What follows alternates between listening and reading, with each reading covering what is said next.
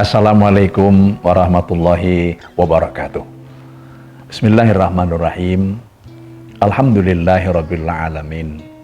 Wassalatu wassalamu ala asyrafil anbiya'i wal mursalin wa ala alihi wa ashabihi ajma'in. Amma ba'd. Qala Allah Ta'ala fi kitabil karim. A'udzu billahi minasyaitonir rajim. Bismillahirrahmanirrahim. Syahrul Ramadan alladzi undila fihil Qur'anu hudan linnasi wa bayyinatin minal huda wal furqan. Faman syahida minkumus syahra falyasum. Ilal akhir ayah. Shadaqallahul adzim. Summa qala Rasulullah sallallahu alaihi wasallam, qad ja'akum syahrun adzimun syahrun mubarak syahrul Ramadan. Awaluhu rahmah, awsatuhu maghfirah, wa akhiruhu idqum minan nar. Ilal akhir hadis. Ramadan itu adalah bulan diturunkannya Al-Quran. Al-Quran adalah pedoman hidup bagi manusia untuk membedakan yang hak dan yang batil. Siapa yang bertemu dengan bulan Ramadan itu, maka wajiblah dia berpuasa.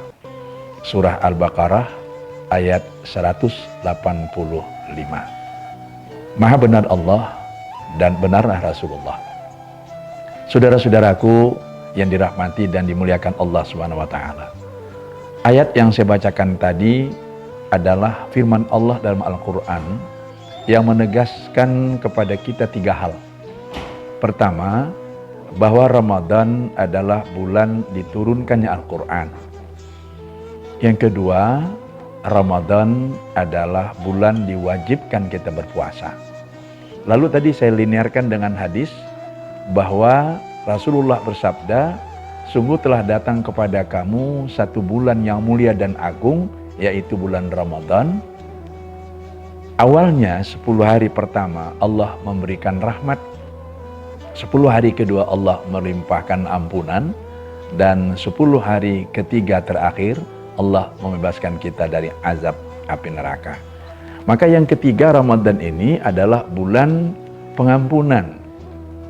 Nah, kalau kita kaitkan dengan aktivitas sebagai insan yang bergerak di bidang aktivitas keuangan seperti perbankan, tentu bulan ini adalah bulan yang sangat-sangat relevan karena Ramadan adalah bulan diwajibkan kita berpuasa. Berpuasa adalah ibadah yang menuntut kejujuran, kesabaran, keikhlasan, serta ketekunan.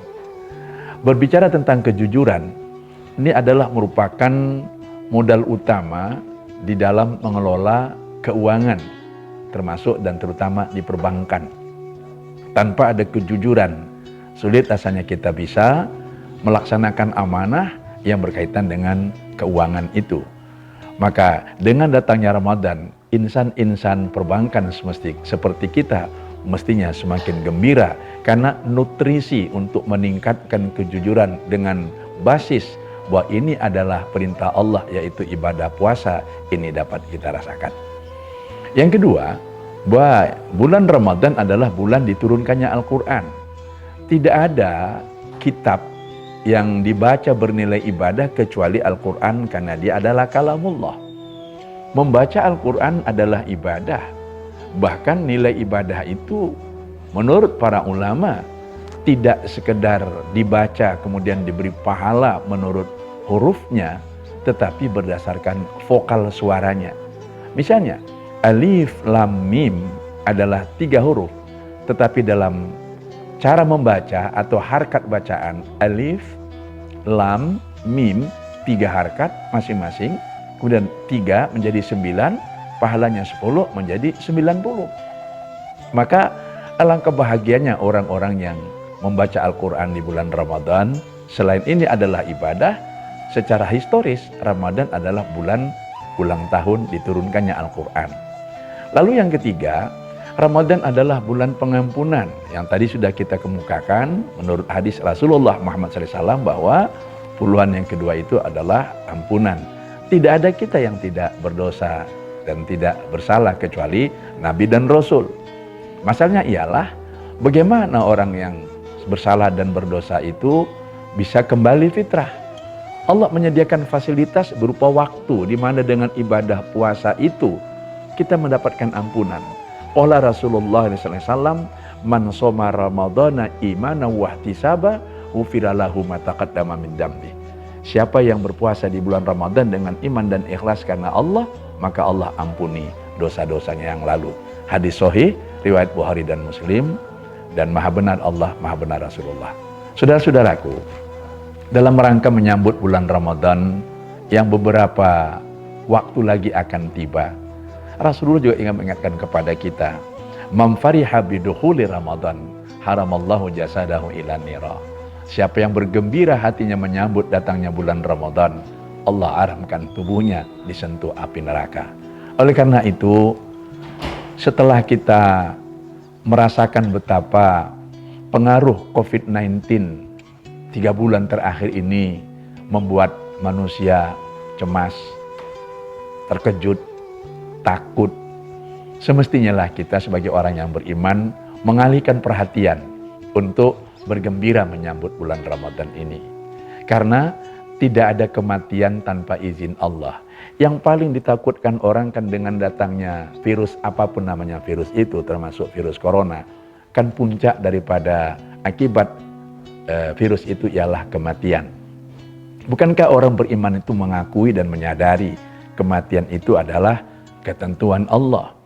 Tetapi tidak dengan menganggap kematian itu ketentuan Allah, tidak akan mati sesuatu tanpa izin Allah. Kullu nafsin dha'iqatul maut, tiap-tiap yang bernyawa pasti akan mengalami mati. Lantas kita abai terhadap aturan-aturan dan anjuran-anjuran yang diberikan oleh pemerintah, majelis ulama maupun pihak-pihak yang mengetahui ilmu kesehatan. Maka bergembira menyambut bulan Ramadan, kalau kita uraikan, bergembira karena kita akan masuk ke bulan suci, di mana di bulan ini dosa diampuni, amal ibadah ditingkatkan berlipat ganda, kemudian insya Allah doa-doa dikabulkan. Dalam hubungan kita masih dalam menghadapi pandemi COVID-19, tentu kita berikhtiar semaksimal mungkin. Sebagaimana anjuran World Health Organization (WHO) untuk melakukan social distancing, menjaga jarak jauh sekitar 1 meter lebih kurang antara satu dengan yang lain, menggunakan masker, lalu sering mencuci tangan, dan lebih daripada itu kita berusaha untuk senantiasa bersih. Semua ini adalah merupakan kumulasi dari ajaran Islam yang kalau kita kembali kepada ibadah sholat, bukankah prasyarat sholat itu adalah berwudu? Di dalam berwudu itu kita tidak hanya mencuci tangan, tapi juga membasuh muka, membasuh tangan, membasuh kepala, membasuh kaki. Dengan masuknya bulan Ramadan, kita ingin berzikir, i'tikaf di masjid, kita ingin membaca Quran, kita berwudu, automatically apa-apa yang dianjurkan oleh pemerintah, pihak kesehatan, ulama terlakukan dengan sendirinya. Apalagi di bulan Ramadan ini menambah nilai ibadah.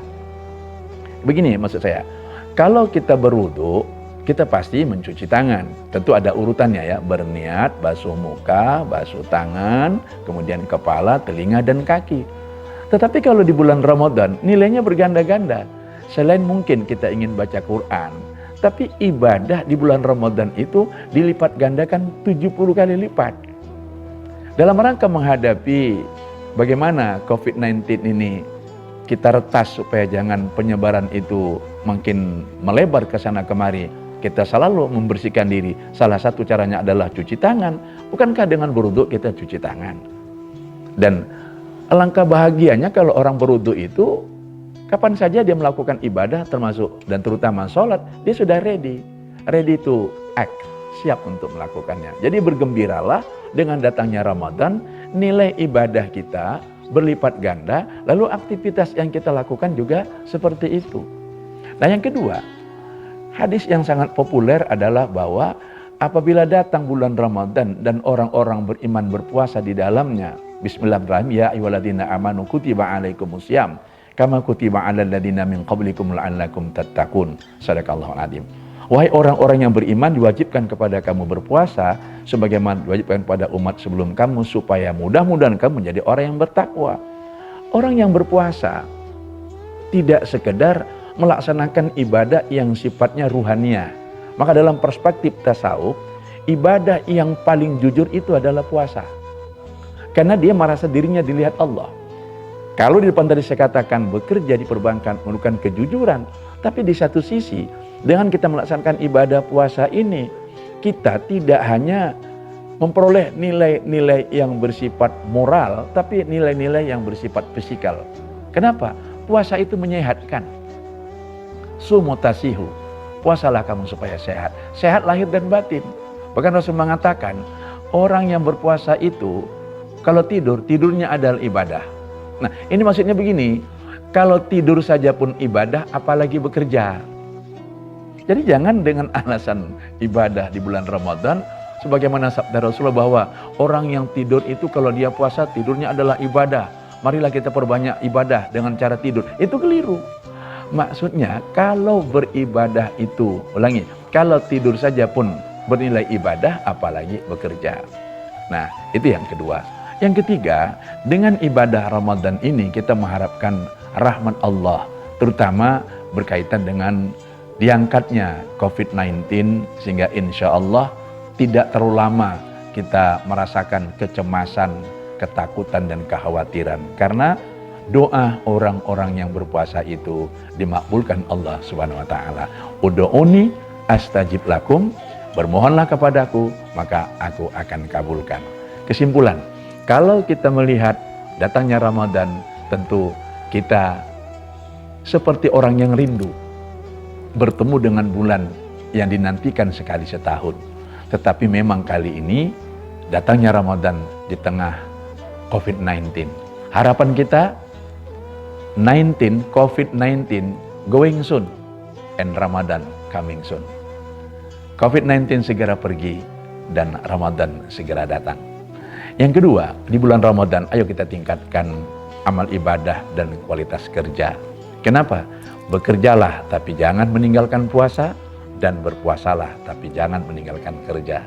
Yang ketiga, mari kita banyakkan amal ibadah, terutama doa. Semoga Allah memberikan kepada kita rahmat, kasih sayangnya dengan datangnya Ramadan.